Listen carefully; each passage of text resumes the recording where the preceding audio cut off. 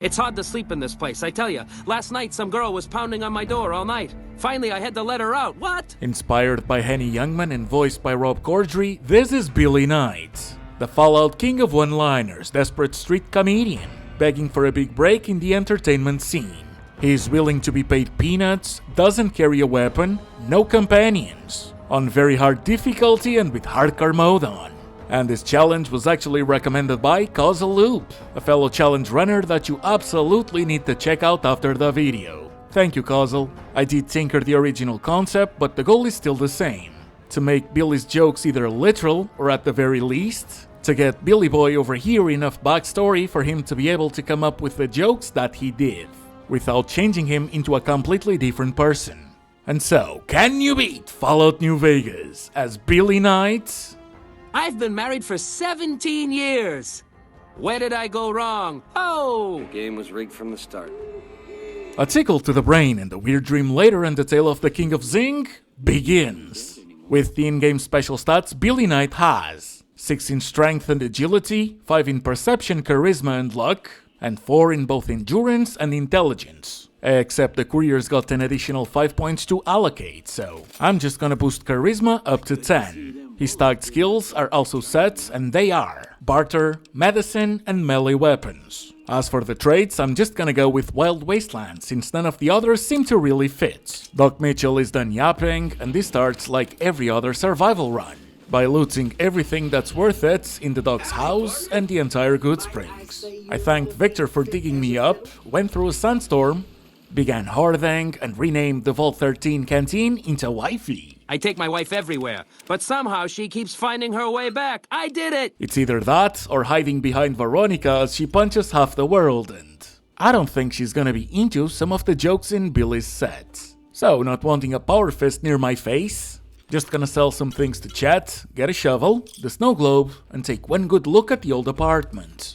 Got the first clue that Benny left behind and said goodbye to Goodsprings. I passed through in this fridge, and near Jean, the dresser had some pre-war clothes. It's not the casual wear, but relaxed wear will do just fine, since it's just a reskin that has the exact same bonuses. In Prem, an NCR trooper warns us that the town's been overrun by escaped convicts. Wanting to preserve this beautiful face for future posters, I just made a hard right on the bridge, ignored the town, and kept going until Jackrabbit Springs. Dancing with the centaurs got me a stealth boy, a weapon repair kit, Hydra, and ammo that fetches a pretty penny. And who won the lottery? Yeah! Who won the lottery? I did! Oliver gets to celebrate on this one, at least until the Red Scorpions say hi, since that's where that dummy's headed. Further up the road, we meet Vulpes, and he tells us that the Legion just had a barbecue. After going through the pot they used to get the searchlight, I found a skill book, got Chopper to sell later, and went on to meet First Sergeant Astor. We learned that the entire town's cosplaying as a microwave, and in Novak, we see Victor once again. Well, butter my butt and call me a biscuit. You're a biscuit. I go on to fork 100 caps for Novak's motel room because I have to. My hotel room is so small, when I put the key in the lock, I broke the window. Use the 5-finger discount on Ginny Mae's key to her safe, snatch the bill of sale, do some trading.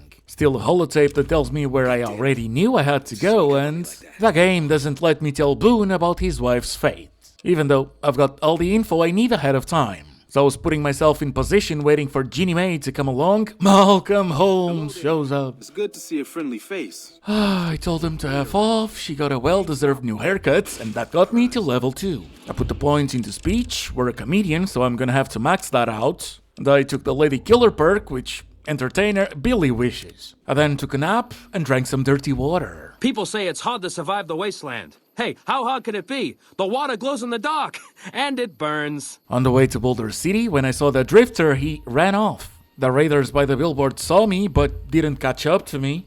Worried, I made sure he wasn't going either after them or near Cazador's. My man just jogged for a bit. Sometimes you gotta stretch your knees. And in the city, I tapped the monument. What the fuck are you doing? My brother died at the Battle of Hoover Dam. You're desecrating a war memorial. You're a little... you know what? My bad.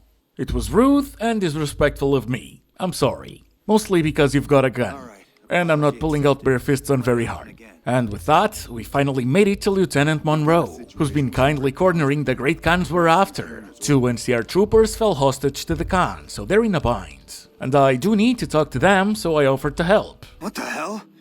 You're that courier Benny wasted back in Good Springs.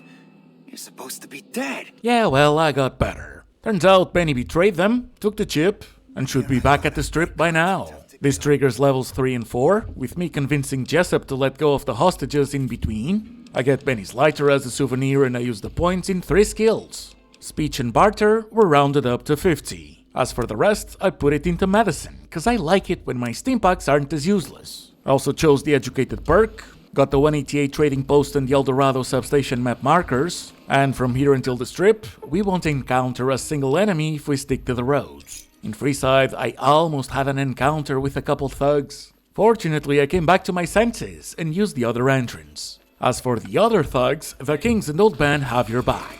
You can just sit back, relax, and enjoy the fireworks. I passed the cap check. The squatter did his last squat, and we got howdy partnered for the final time. Howdy, partner. Now, in the last 3 challenges, I sided with Yes Man, the Legion, and the NCR. In fact, I'll plan that so we would have some extra variety. Today, we'll be going with Mr. House. So I hear Mr. House runs the strip. He took it over from the last guy, Mr. Mob-infested hellhole. Did he just say that? Billy has no interest in being forced to become a legionnaire, no ambitions to rule the strip, and why'd we put the poor bastard on NCR taxes? He's barely making a penny as it is. And so Mr. House goes on to boast about his little corner and offers the quadruple our pay. And I say that chip's worth a bit more than that. He agrees and will be offered 1250 caps instead of the initial 250 upon delivering it. Outside, an NCR trooper hands the courier a letter. Ironic. Unfortunately for the ambassador, he'll have to wait for some other run. And before I do anything else, I'm gonna go to Gamora, get a little pick-me-up from the bartender, and continue the show. I bought my wife a little car here in New Vegas, an Omerta. It has a hood under the hood. Ay, ay, ay. Hood? Lum. A hoodlum under the hood. Get it? Cause I didn't for almost a decade until I looked it up last week. Oh, and we finally get to meet the man himself. Go on, Billy. Crack a few. It's hard to sleep in this place, I tell you. Last night, some girl was pounding on my door all night. Finally, I had to let her out. What? I told my wife. She's good looking for a ghoul. It's just too bad she's not a ghoul. Ay, ay, ay. He has a wife, you know. My cousin and his wife are a fastidious couple. She's fast, and he's hideous. Ha-cha-cha. So, basically, that's the one he almost always says first. Plus the 2 that I had no idea where to fit. Under the hood. Hey, come on, pal. I'm trying to put on a show here. You're welcome. I know, man. Today's all about you. All right, then make it snappy, kid. This isn't exactly a lucrative career enterprise here. Go on. Introduce yourself. The name's Knight. Billy Knight. And this here's what a lifelong career in comedy will get you. Oi. You're on a street corner in the middle of nowhere. That's exactly my point, kid. Exactly my point! And how long have you been doing comedy? If you believe my mother, since she first laid eyes on me. First thing she said was, boy, that's a funny-looking kid. I guess I got a face only a mother could love, because no one else would give me the time of day. Hey, maybe you can help me. See, I can never tell when it's lunchtime. You want your big break, huh? Break's better than a shot. Less chance of lead poisoning. Hey, if you know any gigs hiring, I'll work cheap. Real cheap. I'll take peanuts. I'll take the shells. Can you explain to me how a comedian has barter? Sure, later. And melee weapons as tagged skills instead of speech? You don't trade, and you don't even carry a tire iron. Anyways, to the top. It's great to be here at the Tops, folks. The room I'm in has a lovely little closet.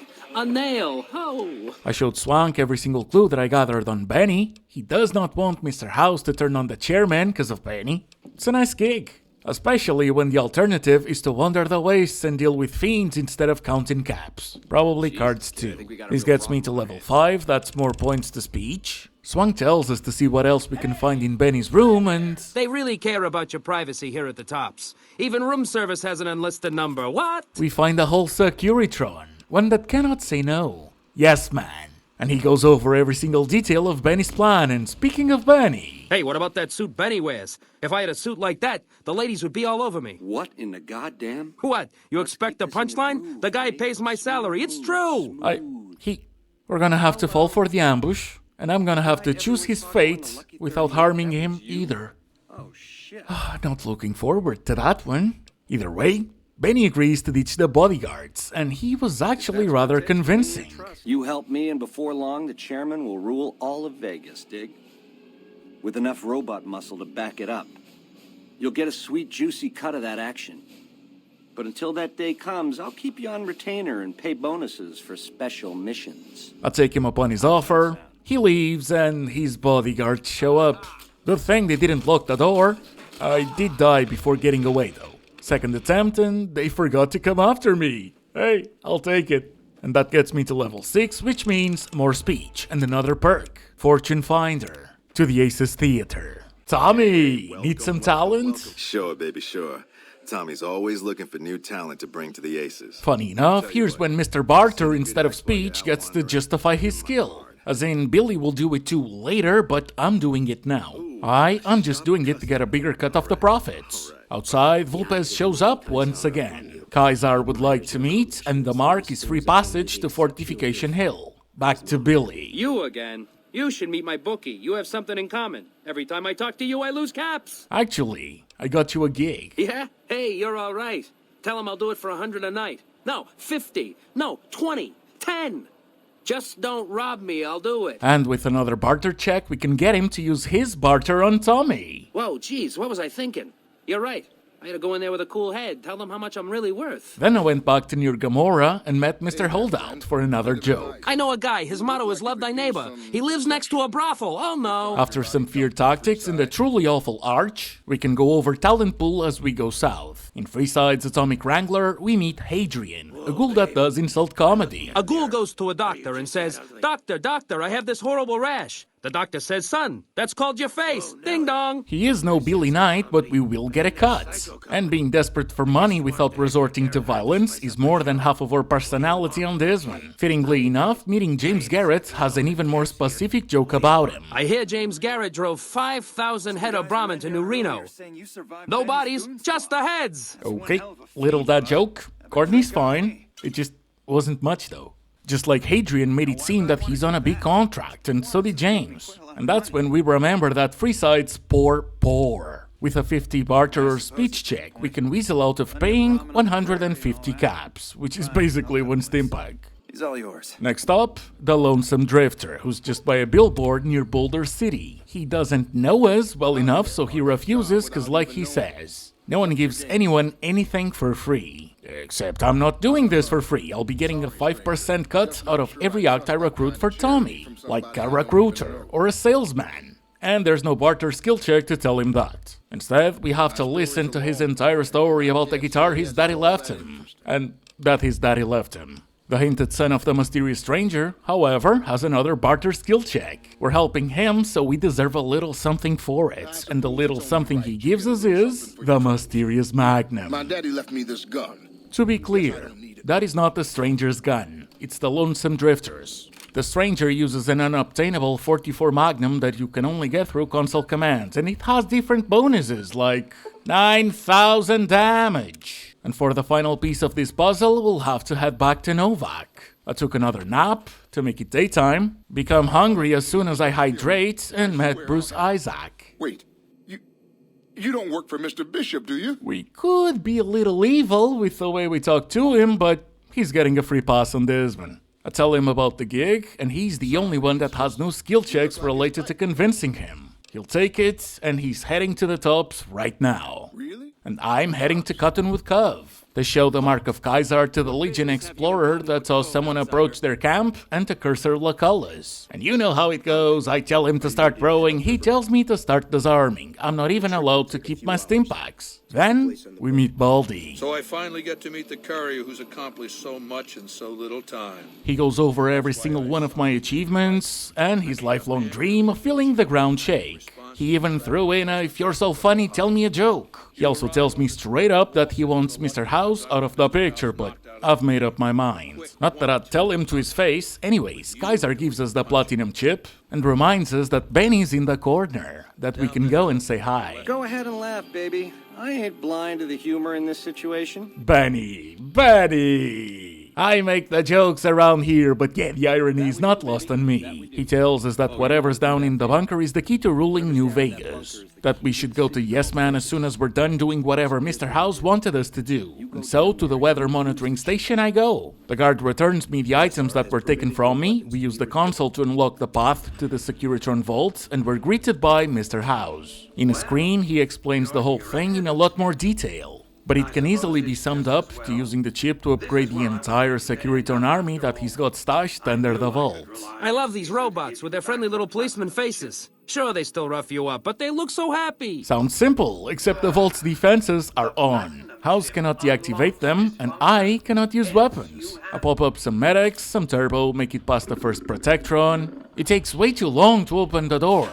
I go past another 2 Protectrons while trying to ignore a turret, and these doors will be the death of me. After giving it a couple more tries, I decided to use medics with some Steampacks and turbo after opening the first door, and past the second... the turret annihilates me just when I'm about to be out of its reach. This was hell for one tiny bit, but eventually I got to the main room. However, the worst was yet to come. Ignoring the Protectrons and going through the third door was never an issue. I even threw in a quick save. But opening the fourth and final door, uploading the chip to the console and making it back to that room was ridiculous. A dozen kill cams later, and I gave in to using my last turbo, only for the other turret to obliterate me. That's when I remembered I still had a stealth boy. I crouched behind the generator that got me hidden, the menu for level 7 came on, I kept improving speech, and turns out I just had to sneak while using the stealth boy. My bad, I do forget to sneak while using them.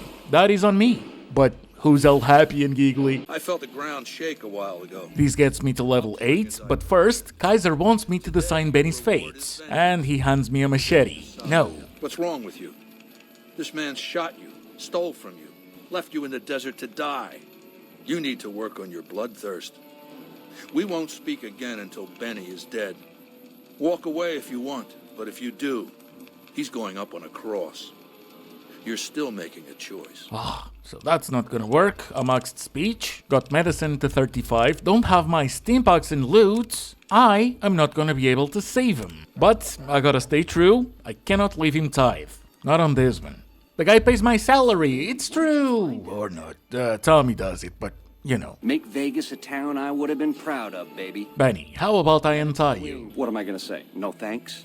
If you can get these ropes off, I'll do my best to take down my share of the guards. He'll die fighting, and I'll die trying to leave. On the first attempt, a power fist and a mongrel by the tent's inner door ruined my health. On the outside, I didn't stand a chance, but I did notice the stealth boy was still in effect. Though, the second, third, and fourth attempt were no different. Eventually, I did get into the arena with a bit of health, and the same thing kept happening again and again and again, but that's when I had a lightbulb moment. I don't have another stealth boy to try and reset their AI, but what if the game thought I did? And so I kept insisting, but this time I wasn't trying to get to the gates, but to a Legion footlocker. And lo and behold, I found faction armor. They just kept trying to murder me, but I made it to the gates, in poor shape. But on the other side, we're fine. Good. I needed a break. I suppose the game just treats this area as another cell, and I'm wearing a disguise. The stealth boy were off, I'm still fine, and in the cove I fast travel as soon as I possibly can. Change back to pre-war clothes and take a rest in the Lucky 38. The on-bed replenishes my health, we get the well-rested bonus, I feast, and the delivery of the platinum chips been completed. Mr. House shows me his newly upgraded toys here in the strip, and as he puts it, now we just have to adjust the attitude of some lesser groups as we wait for the Legion to begin the second battle of Hoover Dam. Our first target will be the Boomers. Though I do have some things to do here on the strip first, and we hit level 9. That's more points to medicine, and outside, Emily shows up. She wants me to bug the Lucky 38 so the followers of the apocalypse can get some intel. Emily, this run ain't about the followers. But I did convince her to throw a few caps my way right before saying it wasn't enough, and then I went back to Tommy. I got to hand it to you, baby. You did an 18-carat job on this one. He goes over all of the acts we've recruited, but you know exactly which one I care about. That comedian, you mean? Yeah. He was a hell of a haggler. Cost me a pretty cap. Hope he's worth it. Here's your 5%. Did he show you any medicine or melee skills too? Cause I'm still thinking about those too. I just see Billy more as a lead pipe instead of Chance's knife or knock-knock kinda guy. This gets me accepted by the strip, and I'm still not done here. It's great to be here at the Tops, folks. The room I'm in has a lovely little closet. A nail. Oh. It ain't much, but there are little toy cars in New Vegas. In fact, there's one sitting on a shelf in the Vault 21 gift shop right now, and I'm gonna take it. I'm also not getting Billy a wife, cause I don't think he has one. And he also has some more wife/quote-unquote romantic bits on his set, so have at it. I try to be frank and earnest with women. In New Reno, I'm frank, and in the Boneyard, I'm earnest. Oh, no! I've been in love with the same woman for 17 years. If my wife ever finds out, she'll kill me. No! Now, I don't think Billy would cheat. So, I'm not gonna go through with the entire thing and get every single suit for Sarah. Especially because in the other joke, well, that just means she doesn't love him back. What I will do is have the King of Zing throw the kind of flirting that fits a character without speech as a tact skill. So after she gives us a tour of the vault, hey, Sarah, you know, leather is my specialty. Unzip it, heat it, rub a shine onto it. Really? Well, I don't even know what to say to that. Just don't say here and now. Don't want to get the patrons all riled up, do we? Ha ha ha. Okay, why don't you help me out? And in the meantime, I'll think about where to take advantage of your skills. Ain't no way. Oh, that makes me so happy. You are too much. Thank you, and now we can go towards Nellis. Past the mud Brahmin that you can just outrun, we go on to meet George, the boomer that's not really part of the boomers. He wants to make a bet, and I would just forget to come back for my money. I don't need the extra 300 caps on this one, and at this point, I very well just might be a lost cause. Woof! If you're not the most sarcastic fella I ever met, your standards are so low they could use you at the annual Gomorrah Saucy Limbo competition. As the bar! As for the boomers, they put on a slightly different kind of show. I prefer the term outdoor entertainment bonanza. Besides, have you seen the caps whores make in this town? I should be so lucky. For some reason, George thought it would be a good idea to run straight towards the bombardments, and so did I. A dozen explosions, and 5 legs later, and I finally get to meet the gate guards. Then Raquel, and lastly, Mother Pearl. Welcome, child. There's 2 ways I could go about the boomers. Either we become idolized, or I annihilate Pearl and Loyal. Guess which one I wanted to do, and which one I'll have to end up doing. Fortunately, I know the least time-consuming way to go over it. Just like some Fallout posters say, better living through science, or in this case, medicine.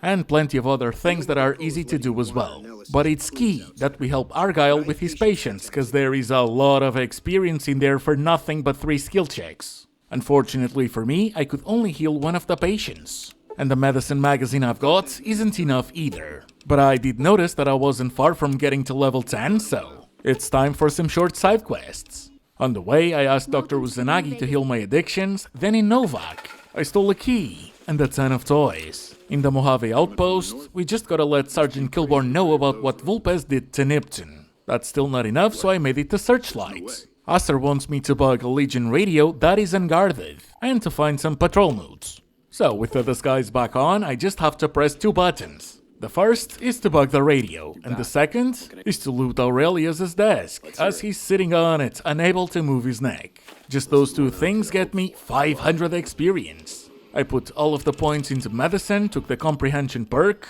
helped the 2 patients, we become accepted, which isn't enough yet, and I go on to meet Jack and Loyal. Jack wants some scrap metal, and for us to find the girl that he's looking at when he's using his binoculars. I know it seems weird, but she's using hers to stare right back. See? It's romantic now. It's also a bit time-consuming. Instead, I'll just do Loyal's quest. Fix the solar arrays, and retrieve Mr. Cuddles. In their museum, Pete goes over the entire story of the boomers. TLDR, previous overseer bad.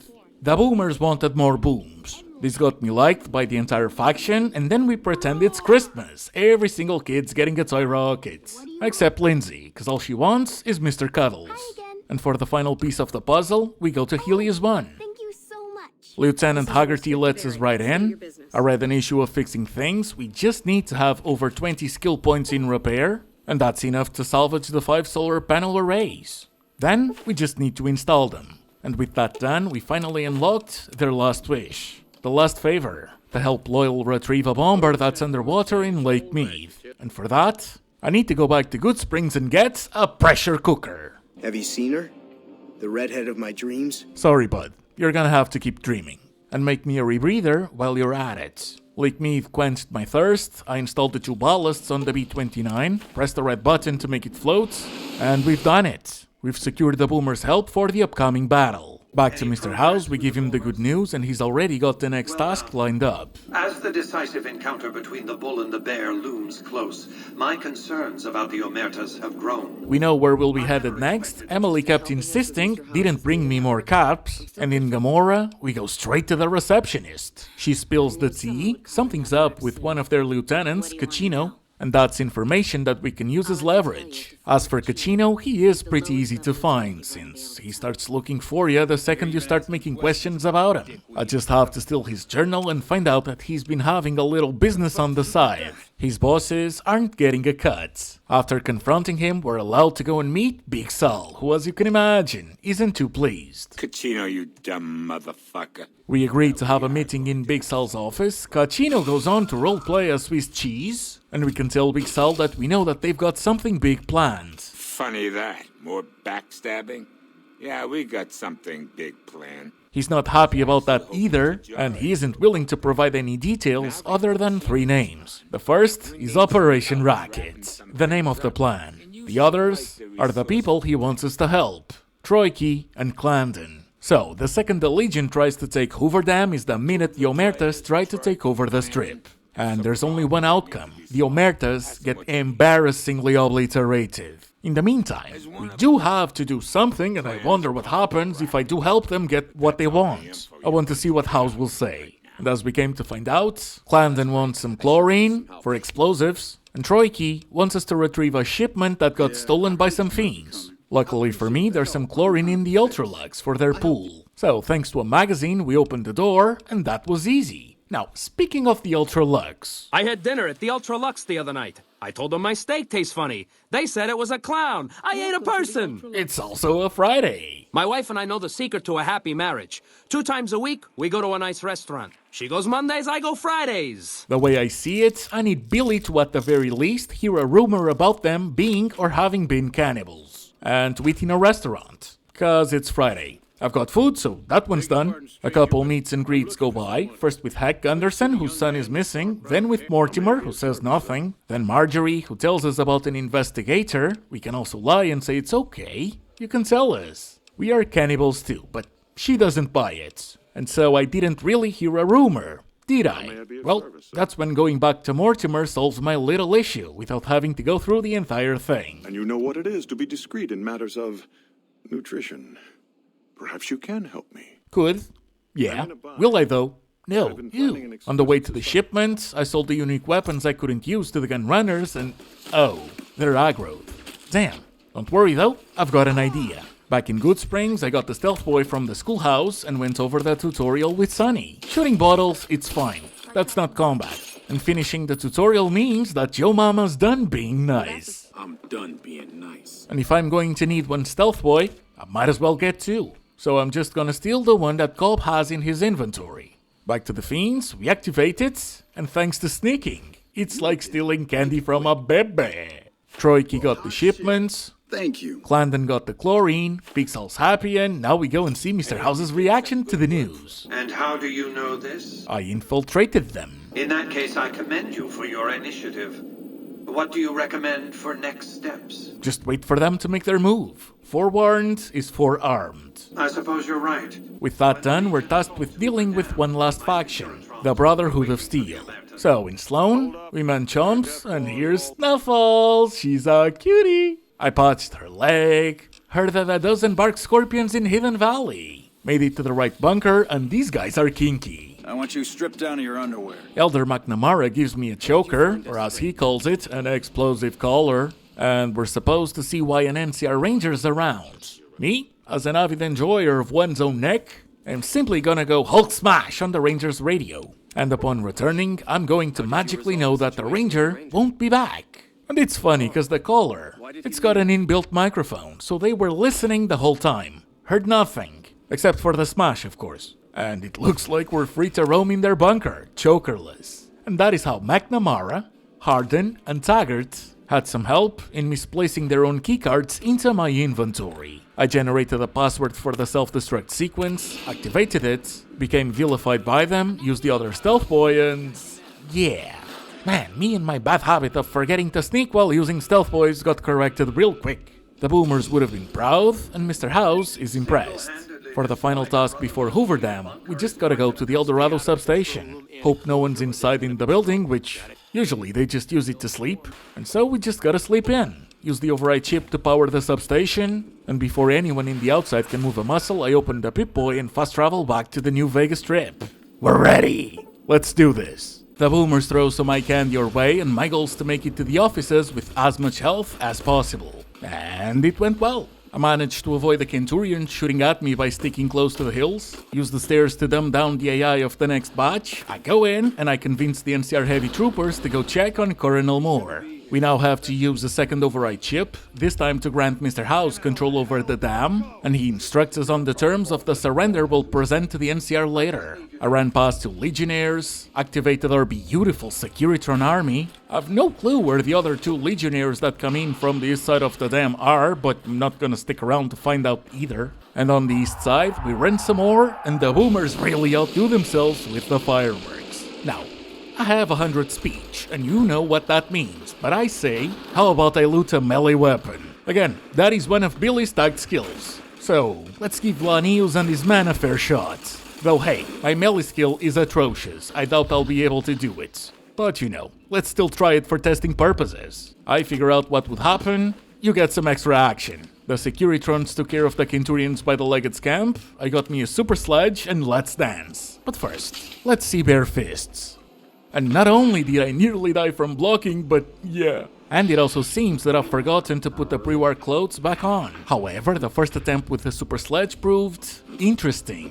Cause if I back someone into a corner, it seems I can spam them. But if I do it in the open, they are more prone to fight back and I'll die in 1 to 2 hits, but we've done it. The first Praetorian Guard went down. Nice. Especially cause that means the second one will be no different. Or at least it wouldn't be if I had the same health. 3 to 1 was the ratio, and eventually, my stubbornness prevailed. Oh, and not even the Brahmin get the read. A veteran legionary then came down from his tower, and once again, I got what I wanted. Now, as for the other 2 power fist guys that always stick together, they destroyed me, time and time again. So I thought, can I use the hills to get to the other tower and deal with the other legionary? Nope, but I had leveled up before, and this put me away enough from the enemies for the level 12 menu to come along, and oh man, this is just what I needed. Points to melee, but most importantly, the Super Slam perk. And so I went back to the Praetorians and I had it, I really did, but... the veteran legionary showed up and that mofo has a gun. Well, at least I now know he's willing to come down, so I let the Praetorians be, and once he did come down, it's a one-on-one. With a chance of knocking back enemies, and then I just gotta spam the attack button. That did it. Back to the Praetorians, and it took me 6, 7, 8 attempts, but I finally managed to get a positive outcome. And this means it's time to meet Lanius. An envoy of Vegas, yet you carry yourself for battle. If so, you cannot truly be of that city of cowards. Cannot wait to take that mask as a trophy and so through medics. Psycho, weapon repair kits, the main event begins, and I'm barely scratching the terror of the East. However, I'm being able to somewhat keep my distance, and I just have to rely on the knockback, so I kinda mop the floor with Lanius. I mean, he's still alive, and I'm surrounded by 2 guys that can 1 to 2 hit me, but that was fun to see. At least until Lanius 1 hit me. Or until I had a total of 6 NPCs surrounding me. Man, there is no way. I tried staying on the ledge to see if their pathing got confused, or to see if I could hit one guy, take a step back, rinse and repeat, but it wasn't working. Oh, and there's also a guy with a gun that can hit me from afar.